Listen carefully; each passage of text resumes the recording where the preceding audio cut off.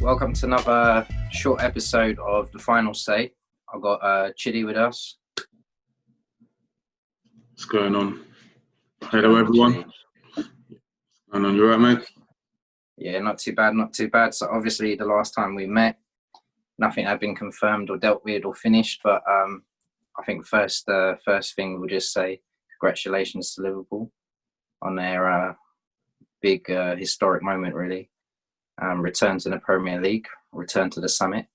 And, giving us. Yeah, long awaited and big congratulations, obviously. So Liverpool have done it, what we thought they would do. We've come along and done it now. So been a long time coming, probably, in all honesty. But yeah, so well done to them. Another little mention, obviously, Chidi, from the Championship, a big one as well for them, 16 years. Leeds return to the Premier League, so that's confirmed. Oh, wow, big one. Big club as well, so it's big for them. Definitely, they must have been sweating. They were sweating probably like the Liverpool fans were if the season was. I can imagine. Yeah, they got there, just like Liverpool have. So we'll see them next season in the league. Good luck to them. Quick mention in Europe, obviously, another title has been decided, and it's gone to them, the Giants of Spain, the once Galacticos. First La Liga 3 years, but I think it's like I don't know, 36 or top title, but they're back. Zidane's Real Madrid are back with a bang, and Benzema's been leading them this time around. So big congratulations. This was his first year, right? He didn't come in January. He came last year, January, I think. Who's that? Zidane, as the manager. He didn't come this year, did he? Yeah. But I mean, like, he's obviously come back, and he's still got that magic, hasn't he? Because it hasn't taken him too long to turn around what was well, we all know the other lot are struggling. So yeah, they put the pressure. Real Madrid have come through. Benzema's had a hot season. Zidane's done what he's kind of used to, in the sense that he's it's hard to say he's not successful. I mean, his stats are outstanding, especially Champions League. We all know that. It's ridiculous. So Real Madrid are back. Liverpool are back. And Leeds are back. So let's crack on, Chidi. We're going to talk about the top four. So, cool. Well, not really the top four. The top two, we know what the deal is. But obviously, Man City, if you want to say a couple of words on just Man City and what, recent events have sort of unfolded. And well, in terms of Man City, I think I think they've still got obviously a lot to play for. They messed up. Shame they messed up against Chelsea. It would have been nice to kind of beat them and then win the title, but they didn't. And obviously they Liverpool kind of hung over, so they did beat us. And now they've kind of maintained the momentum. And now with the great news that they've got that they won't be banned for 2 years, they've got a lot surprising. Yeah, I was quite surprised, to be honest, because I think I wasn't. Well, I thought maybe like at least I was thinking the first year would be banned and the second year would just like be like a suspended ban. I guess to get completely exonerated of everything is a bit mad. I mean, they have to pay a fine, but it's one of those ones when the rule break is that you've overspent or whatever it is, and then the punishment is spend some more with us. It's I don't think it's that much of an issue for a club like Man City. So financial fair play, I'm not gonna. That'll be a different debate altogether. But from PSG to Barcelona we can see that when you employ some of the best sports lawyers in the world, I don't think there's too many concerns. There's plenty of loopholes, I'm sure, that you can exploit, and it is what it is. At the end of the day, they went opted for the fine as a punishment, or it's strange because they said, is it a punishment, or it's a bit of a weird one. If you're punishing them, then did they do something wrong? If they did something wrong, why is it not a ban? Why is it a fine?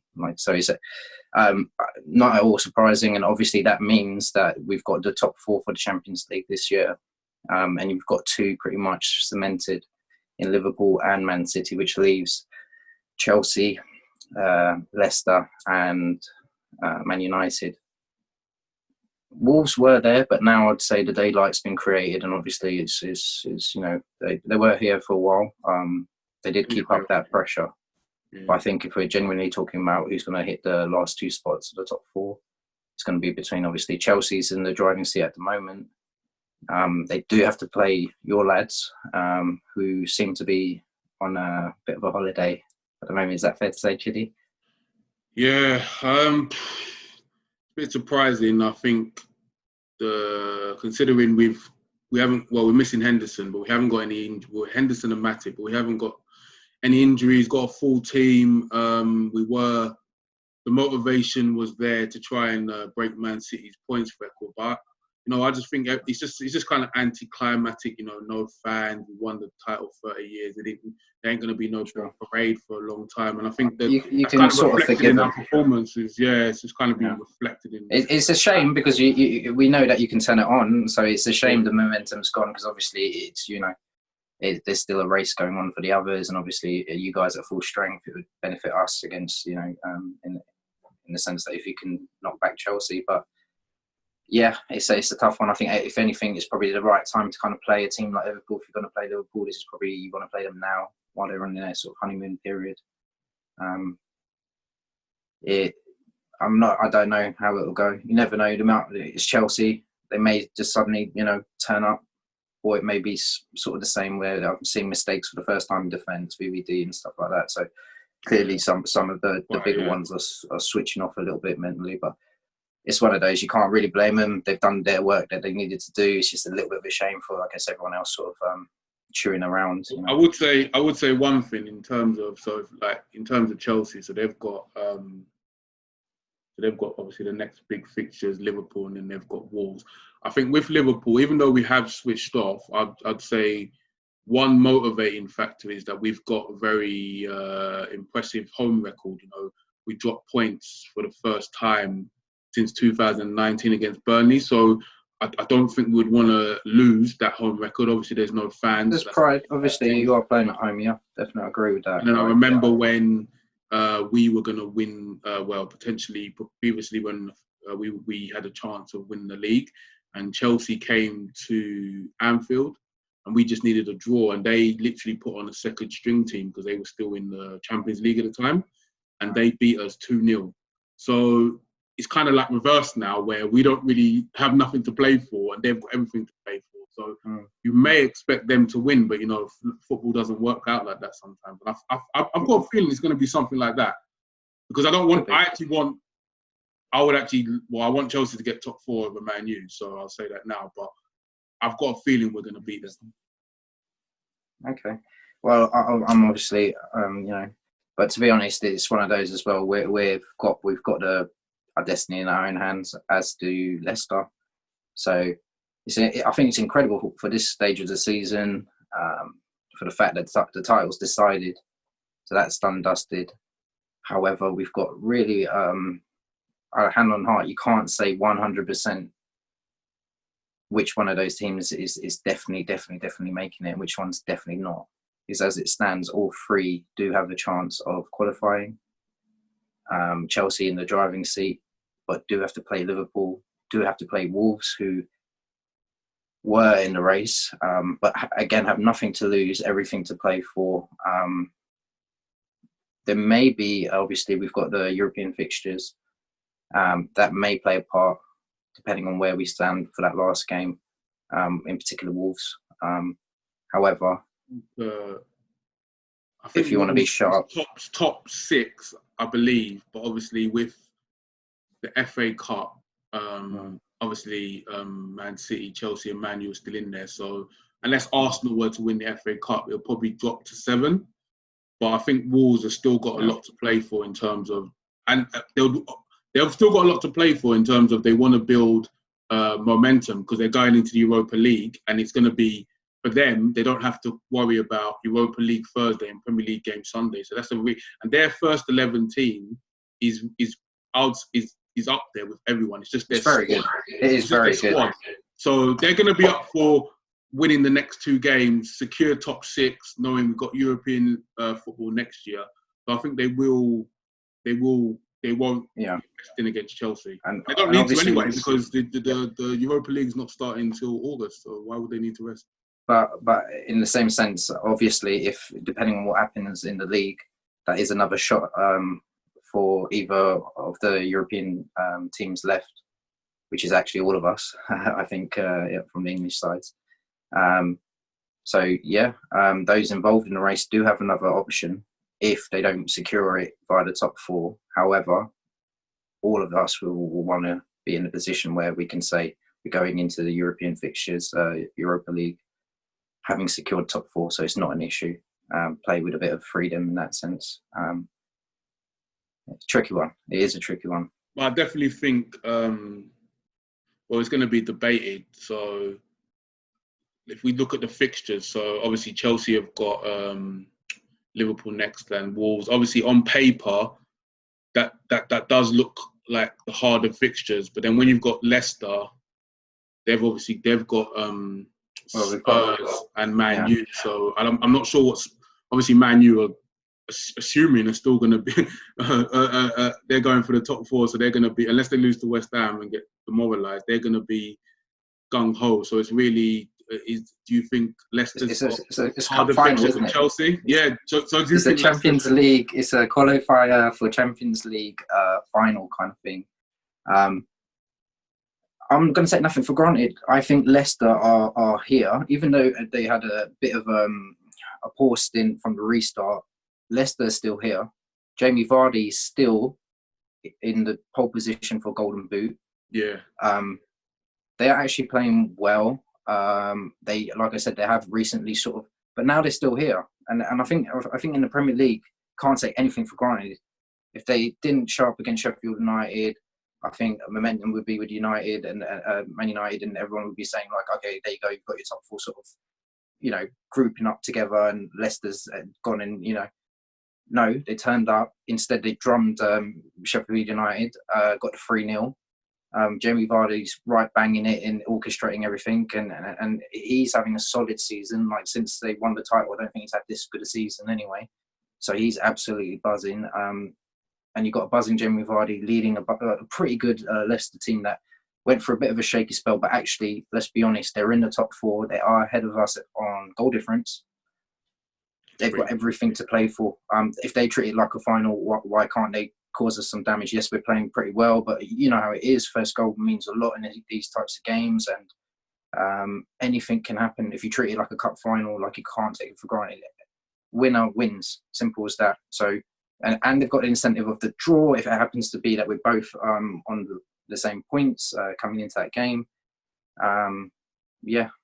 But do you think in terms of, obviously, if you look at, before they get there, they've got Tottenham, and Tottenham have been, they've just been a bit hit and miss, and Leicester have been hit and miss, even before the restart. So they realistically need to beat Tottenham at the new stadium. Can they do that? Yeah, they can. I think you've just said it there, hit and miss. Who are we to predict what's going to happen? Like I said, Leicester going into the Sheffield United game, I was hopeful for draw. I thought Sheffield United had been playing pretty well. Didn't they just beat Chelsea? They just beat Chelsea. They helped everyone out. Well, they helped us out. I thought, well, go and do the jobby, mate. Go and take on a bit of Leicester. No, they got drummed by Leicester. So I can't take anything for granted. No, until I see, them picking the ball out the back of the net and Tottenham actually winning that game. I'll take nothing for granted. Honestly, the way the Premier League's panning out right now is showing you it's pretty much going down to the wire. So I don't think this is going to be tied up till last game, and that's what's going to make this. Do you think it's going to the wire? It looks like I can't until I see otherwise. As it stands right now, the way the Premier League's going, with anyone beating anyone, let's be honest, we didn't expect to draw our game prior to Palace, and it is what it is. Anything can happen. Premier League, everyone's still got everything to play for. All three of those teams can still qualify as it stands today. Yeah. Everyone's got their future in their hands. Like, it's very rare to say that. Like, usually at this stage, if you've got three teams involved, maybe it relies on other results coming through, someone drawing somewhere else and you gaining, But as it stands, all three of them, if they all win their games, technically, they all, that's the situation. So obviously in the last game, one of us has to give up the position, I guess. But or you never know if Chelsea go and do something funny in the next 2 games. But we'll absolutely see, because this is what I'm saying. It's totally unpredictable. I'm not in a position to start saying who I think is going to be it, because as far as this is what's exciting. This is what you've got to just ride this one out. Just hope that it's your team by the end of it, and you've got that top 4 spot. Let's to look at Man U, because obviously it's 38 games, and one thing about Chelsea have just been kind of a little bit up and down, but for the most part have been consistent in terms of top 4. Leicester started the season, amazingly, and then before the Corona, they just kind of tailed off, and then after Corona, they weren't that good, but the last couple of games they've picked up, and they need to pick up, otherwise they've got no chance. And the team that before Corona was in form, and is it the informed team now, and has arguably had the easiest fixtures, one could say, is Man U. And obviously with West Ham basically safe now, is that like they're going to beat West Ham and then it's all on Leicester now? Is that the way you're looking at it? I take each game at a time. There's no, we don't pick up the points against Hammers, and there's no point. Like Leicester is it makes it extremely difficult. So, like for us, I don't think we need to focus on anyone else. When you know that all you got to do is win your games to win the position you need. I don't think there's any point in sort of. Obviously, it helps if it happens, but that's a byproduct. Like right now, we are in the driving seat in terms of we can do this. We just have to win our next 2 games, and so be it that one of the games is against the guys in a similar position where they feel they can do it also. So it just makes it more exciting. But in all honesty, it's you take each game at a time. There's only 2 left, and we'll talk about the last one when it's time for the last one. But right now, we need to deal with what's in front of us and get the 3 points, and that'll put that pressure on as well. I'm not sure in what order we're playing. Possibly playing on. Actually, I'm not too sure about the fixtures. Well, let me have a look. So I think everyone in the last game is playing at the same time. Yeah, we're all playing at this. So Chelsea are playing after us. You've got Chelsea time-wise. Time-wise. Man U are playing West Ham first, and Leicester are playing before us actually. Leicester have got. So that'll be interesting. So that's almost why you don't want to pay attention, because you don't want to know what's going on in that match. Really, they should just shut it out. If Leicester can get a job done against Spurs, it puts a lot of pressure. And one thing I will say again now is, which I've just seen, is that how do you feel, obviously priority-wise? I know it's going to be that old adage. Obviously, there's been a long break, so teams should potentially be fit. There's been a lot of games, but we've got FA Cup this weekend, particularly Man U and Chelsea. Obviously, they're playing each other. Do you see any of those teams thinking, let me rest some players, particularly Man U, because if you beat West Ham at home, Chelsea have got Liverpool. Do you see any of those teams thinking, you know what, let's just rest, or do you think they're just going to play their best teams? And my personal thing would be, or do you want I really hope, I really hope we go for it. I think we're playing really well. If anything, don't break up the momentum. These guys are buzzing, having the time of their lives, to be honest. They're racking up their best goal seasons for both our front players, all our front players. Mason's having obviously emerging this season, but he's having his best season. Rashford's having his best season. Martial's having his best season. Bruno, obviously, he's come in and he's been talismanic. He's just the man, basically. Pogba, obviously, he's returned, so he's looking to get in there. Now he's got something to play off. He's got no excuses, no complaints. Like, he's got a big man in Bruno sort of playing alongside him, and he's just come in running, really, Bruno. So, like, possibly the player of this season in terms of since he's emerged and played. I don't think there's been a single person that's created more, done more, been more influential. He's undefeated for us in terms of since he's arrived. We haven't been beaten, and he's played every game. Do you think, Chelsea? I would say that Man U are the favourites for that FA Cup game, but Chelsea are kind of team that, like obviously on their day with the players they have, they can. Yeah. And I think they're Chelsea more are dangerous. used to being together. So if Chelsea win, do you think it matters though? Like if the FA Cup, if Chelsea win, do you think is it going to change the dynamics of top four? Or is it just? It's a bit of a cliche, let's be honest. Because if you win that game, then you feel good, you're buzzing. If you lose that game, then it's almost like an excuse. You can say, well, that's a cup. Like, it doesn't affect us. And I think honestly, no one wants to lose at this stage. Look how closely intertwined we are as two teams. We're both in the same competitions. We're both trying to go for the same spots. We're both trying to go for the same trophies. I wouldn't want to give them an inch, like no ground on us. Like hold our own. We go out. We play full team if we have to. We've only got 2 more games in the Premier League. Like buck up. We're in form. We're the informed team. Like at the moment, as it stands, we're the informed team. Like we don't let up. There's no need to. We're having our season now. It's coming to the end of the season, but we're having our season now. So you know what? Let's finish strong. No need to interrupt the momentum. Go out first team. Do what you got to do. It's 4 days. I mean, you're playing tomorrow, so we've got 3 days, so it's not like. No, it's not the end of the world. Like this is it. As you say, they've been rested. We've had an opportunity to have our players back that weren't, at the time fit. So they're fit. So we don't have those excuses. We're playing well. We don't really. And like I said, it's not about focusing on others so much. We fight what's in front of us, and obviously Chelsea in the FA Cup. We don't want to lose to anyone as it stands. We're on an unbeaten run of 19 games. Why would we suddenly want to give that up? I might break that momentum. No, I want to finish the season unbeaten. Yeah.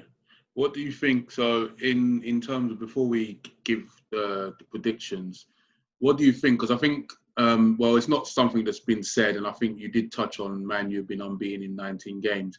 But obviously, with the break, it has. I think lesser so for in terms of Leicester, Chelsea, and Man U, but more so definitely 100% for Sheffield United and Wolves, because Sheffield United were in good form before the break, and so were Wolves. And I think this break it's kind of helped other teams. And I know obviously Chelsea have got their team back. Leicester were poor before the break, and they're still kind of poor. I think Man U have got 2 key players back. So who do you think the break, as in Rashford and Pogba, who do you think this break has benefited the most? Or do you think, it's still fair game, like it hasn't benefited anyone?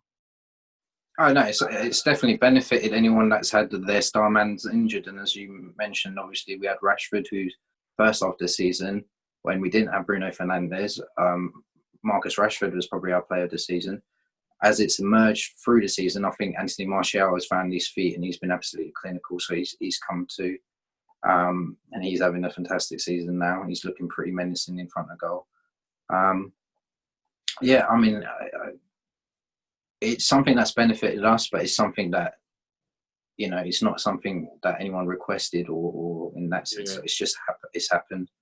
It has given us an advantage. I mean, you could see it the other way as well. I think we was unlucky to lose those guys. Anyway, they're 2 of our biggest performers in the whole team. Obviously, before Bruno Fernandes, Pogba is our star man. We don't really have that kind of level of talent. Obviously, Martial is a little bit inconsistent, but this season he's shown that he if he starts playing like this, like it won't be too long before he makes that next step up, which is really world class levels.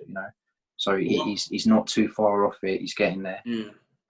Marcus Rashford, I mean, he's a young Englishman playing up front for Man United, trying to hold, a squad that wasn't doing so well. And remember at the start of the season, Chidi, what they were saying about us. So after about 3 months in, we was getting ridiculed to some extent, like as in like where we're going to end up in this season and everything. So I think we're due a bit of good luck. Yeah, any football team that plays football, like you get that little bit of luck. It's on you to use it. Like it's on you to show up. So as much as it's benefited us, it would mean nothing if Rashford didn't show up, wasn't performing. He's come back from a back injury or whatever it is. It could have been, he could be rusty. He could be like Harry Kane's taking a few games to get going. Really, he could have been the same. But really, Rashford's come back and shown why he's one of the hottest young talents, sort of, in the game, really. And to be honest, I would say on that, because Leicester as well. I think before they started the season amazing. Obviously, from the end of last season when they got Rodgers, they finished the season well. They started the season really well, and then they kind of just I don't know whether because they don't have a big squad, they got definitely plays a part. They look very leggy though. They only had, I think, it was like 4 wins in 15 games.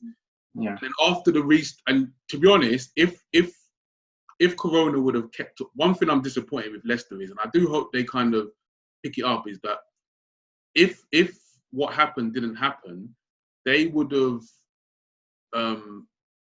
they would have potentially. I don't think they would have even had a chance in top 4 but they were so poor, and then obviously they had this long rest, and then on the restart they were still kind of poor. Obviously, they've kind of picked it up now, where it's urgent now, because they really were. Because I remember there was a time when a lot of people, Leicester were actually second, and a lot of people were saying that potentially, especially with their manager being Brendan Rodgers, how ironic it would be if he was to deny Liverpool the title, having nearly won it with us. And I think, yeah, I was probably one of those people. I'm quite disappointed in them, and I think that they have. I think the teams that have missed out the most is Wolves and Sheffield United. Not saying they would have got top 4. Potentially, Wolves being in Europa League, they would have struggled in both eventually.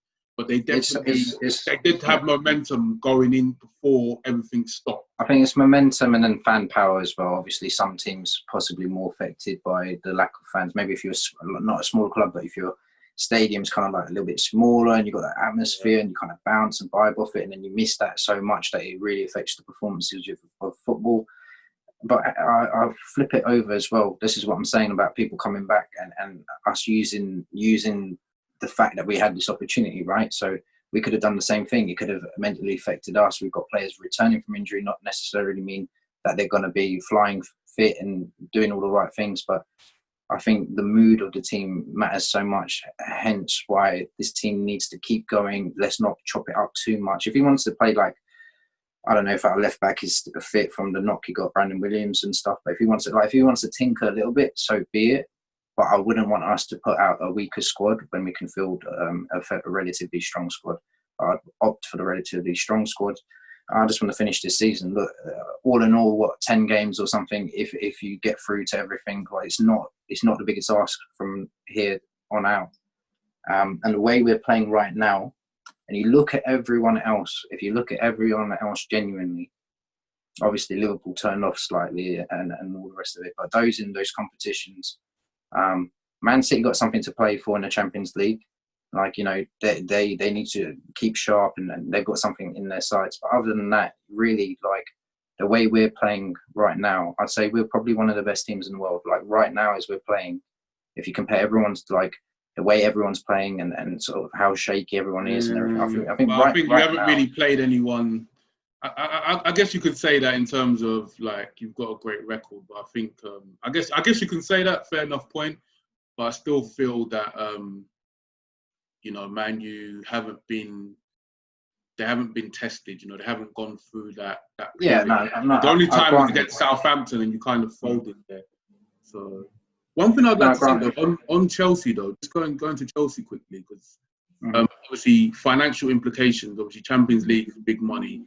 Leicester haven't really spent that much money. Man U, of course, you haven't been in the Champions League and you're spending money, so I don't think it's going to impact your finances too much. But Chelsea, I know they've got the Hazard money, but they've made 2 key signings: the guy from Ajax and Werner. That's big money, and apparently. Kai Havertz, the guy that you talk about and you rate a lot, he's basically said he wants to leave Leverkusen and he's ready to go to Chelsea. Yeah. But they need to be in the Champions League, and obviously the money Leverkusen want is a lot. Do you think there's going to be a lot of pressure on Chelsea, to say, because they're basically they're banked on getting the Champions League because they were in a strong position. So for them not to be in it, I think I've all the team Man U literally came from nowhere. There's no pressure on them. Maybe there is a bit now because they're. I think actually you're probably. Chelsea, do you think there's a bit of pressure on them, financial wise? No, I think there's probably more pressure on us. I'll be honest, Chidi. I think there's probably more pressure on us. Yeah, I think from sponsorship angles, there was always the Adidas deal, and I think we had to make Champions League. There was always that thing that if we don't make Champions League, the money keeps reducing. I think already Chelsea have got Werner. We haven't got anyone. We purchased obviously Bruno mid-season, but in terms of like the summer transfer window, I think it's equally, if not more important, for us to get Champions League, to draw those final pieces for Man United to have that next season. So ours is that project, just like Chelsea. I think, in all fairness, like I said, we've probably mirrored each other a little bit this season. Like even in our managers as well, you've got Lampard, club legend, serial winner for Chelsea. You've got Ole Gunnar Solskjaer, club legend, serial winner for Man United. You've got two teams trying to go for the same spots. You've got two teams in the same competitions, two teams with the same vision, same long-term projects, still trying to make those big buys where necessary, still trying to rebuild and use youth where necessary, and both doing it quite successfully for the transitional sort of stages they were at. If you compare that to someone like, for example, Arsenal, who were probably struggling a little bit more, us to have gone on to sort of realise the sort of potentials we have in our youth squads, utilise them. We're very similar. We're mirroring each other, but someone's got to be ahead of someone else, right? And someone's got to do. So we're meeting each other in the cup. This is where we can put our stamp down. To be honest, we're not going to be able to do it in the Premier League because if Chelsea win their games, that's it. They're ahead of us. But we can also win our games and sit in below them, but have the same, the qualification through to the Champions League. So I guess if you really want to know like how we're doing and how they're doing, that's where this cup matters so much. Like this is where the FA Cup can actually be. These two teams are trying to wake up. These giants are trying to get going again. They want to challenge next season. This might be these very games coming up for us now will dictate which one of us is going to be successful. Which one of us is going to be able to pull like that Kai Havertz? Who's going to be able to pull the Jadon Sancho's? Who's going to be able to do this? And you won't be able to do this without Champions League football. That's it. That's granted. Like these guys are too strong. These transfers to come to teams that can't provide them with Champions League. So we've both got the same pressures. We've both got equal weight on our shoulders. Like we both are in the same positions. It's phenomenal in that sense. We are absolutely mirroring each other. But yeah, that's what's happening at the moment. So to finish, then let's hear it. Then you can either, it's up to you if you want to be brave. Do third or fourth, or just predict, or just say the two teams that you feel out of the three. It's in everyone's hand. Who do you feel? And I'll give you my prediction. I think Chelsea third, Man United fourth, and I hope there's a gap between us and Leicester in that sense. But it could be anything. Could be goal difference in it. Really, could be anything. So. Let's see. This is why we got to keep scoring, keep our momentum up, and just keep going forward. Like, I think as much as I don't like to say, I think Man U, you've had the easiest running after the restart, but you have been good. And I think, as much as I don't like to say, and to be honest, I feel like Leicester only have them, like they're gonna only have themselves to blame because. Like I said, they started off well, then they just tailed off, and then they got a golden goose opportunity with the break, and to me they haven't really fully taken advantage of it. Obviously we don't know because there's still time. If they they've still got it in their hands, or they go to Spurs, they win, they go to Man U and win, but I don't think they're going to do it. So I'm going to say the same. Chelsea and Man U, and I'm also going to say going forward. That potentially that's going to be a precursor for the next season, whereby, obviously Liverpool, we're defending champions. Man City, especially with everything they've got, especially now they ain't got the ban, they're coming back, and now they know they can spend money. They're just probably going to go buy all these Koulibaly and all these guys. And I think the team is Man U. If you get Sancho, you're definitely going to be up there, and you're definitely the informed team. And then obviously Chelsea, they've still got that Hazard money. They're Abramovich has always been ambitious, something that Arsenal and Tottenham lack because their owners don't seem like they want to spend money. They've got Werner, they've got this Ajax guy. If they get Havertz, I'm sure they get Havertz. You know what I mean? So that's to me, that's going to be the top four, and that's going to be the people challenging for the league next year as well.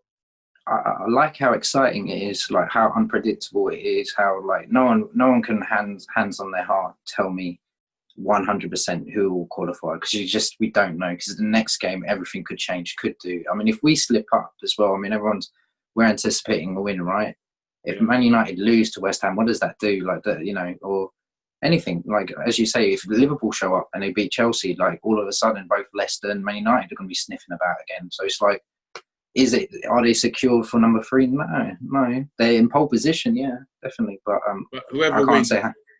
Even though I do feel Man U have had the easier fixtures, it's 38 fixtures in the season, and with 2 games left, it's really going to come down to a case of whoever gets there deserves to get there, basically. Because you can't. It's the Premier League. It's the Premier. However you dress it, however you look at it, that means if the second half of our season was easy, it means the first half of our season was pretty difficult. Then I imagine that's just how it is. And I always said we got to hang in there.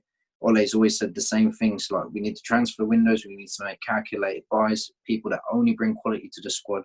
And I'm so thankful that fans such as ourselves have stood by this man through thick and thin, because at the start of the season there was all sorts of rubbish. Obviously we went through bad spells, but he kept on saying the same things and he's been consistent. We believe in him for those reasons. And he went and got Bruno, who added quality to the team. If we can go and finish the project and go and get Sancho and all the rest of it, then that is a vision. That is a vision for the fans and for the club, that we're back where we belong. We will challenge and we will give it a go. And I think it's exciting for football all round to see Liverpool back, to see teams like Leeds obviously coming back to the Premiership and bringing all their history and everything with it. It's crazy, but football looked rubbish at one point, and I'm looking at it now, and I'm thinking next season is going to be mind-blowing. Like if you look at all the clubs and what they could do, and if the potentials are realised and people start utilising everything they have and start playing like that, like it means something to them again. And I think that's what we've been missing, is even during this time where we haven't had the fans and stuff, I feel like there's been more passion now in certain teams play than there's been in years. So I'm very excited for next season, regardless of what happens this season. I think we've still got a lot to play for this season anyway. So as much as the title's wrapped up, as much as we know who's coming up, there's still so much to be determined in this league, and that's what's making it. With 2 games to go, Chidi, we're all eyes on the Premier League, right? Yeah. Beautiful. All right, cool. Well, yeah, let's wrap it up there. So Chelsea and Man U. Awesome. Cool. All right, guys, subscribe and like, and we'll see you again soon. All right, till next time. Hi guys, thanks for tuning into our video. If you're watching this on YouTube, then please click the like button. And if you want to watch more video content like this, you can click the subscribe button. And don't forget to click the notification bell, which will basically give you all the latest videos when they're uploaded. If you want to listen to the full episode and you don't want to see our ugly faces, you can listen to the full episode on Podbean, Spotify, and Apple Podcast. Thanks.